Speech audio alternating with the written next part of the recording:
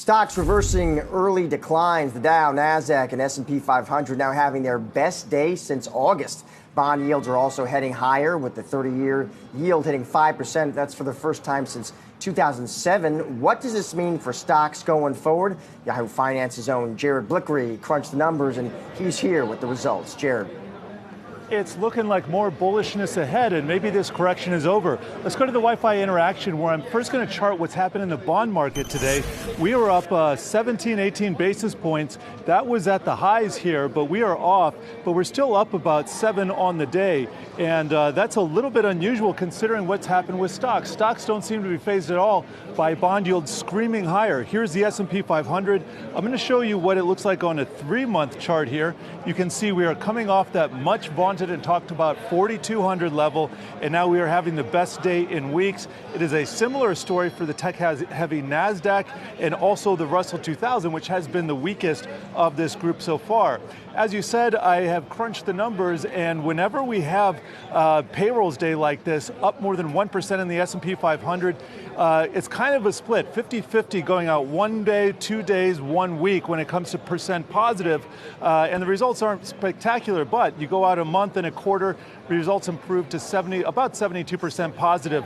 1 quarter out, we're looking at average gains of 3.3%. Kind of a similar story to the NASDAQ, but a little bit better when we consider the short-term probabilities.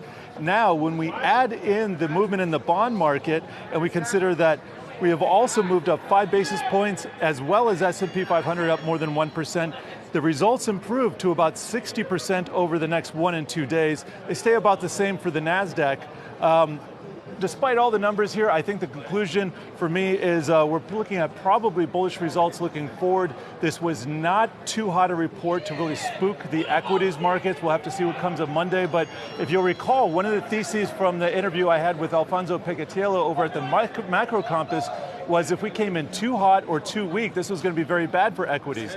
You consider the headline payroll number was very strong, but the wage growth and the unemployment statistic, those were a little bit weaker than expected, and I think that's just giving the green light to equities here to continue their rise. Now, here's the NASDAQ 100 on the Wi-Fi Interactive today. I want to show you what has happened for the week. The mega caps really surging here. It looks like everything up about 3, 4, 5%, NVIDIA up 5, Tesla up 4, Meta 4.7, list goes on, and you take a look at the sector action, kind of split there. Interesting that we have tech up almost 3% and then communication services followed by healthcare, but more concentration, more love for the mega caps, and we'll have to see if the rest of the market can follow in the days ahead. Yeah, and on the flip side, energy not faring well as we saw oil prices tumble. Jared, thank you so much. Really appreciate it.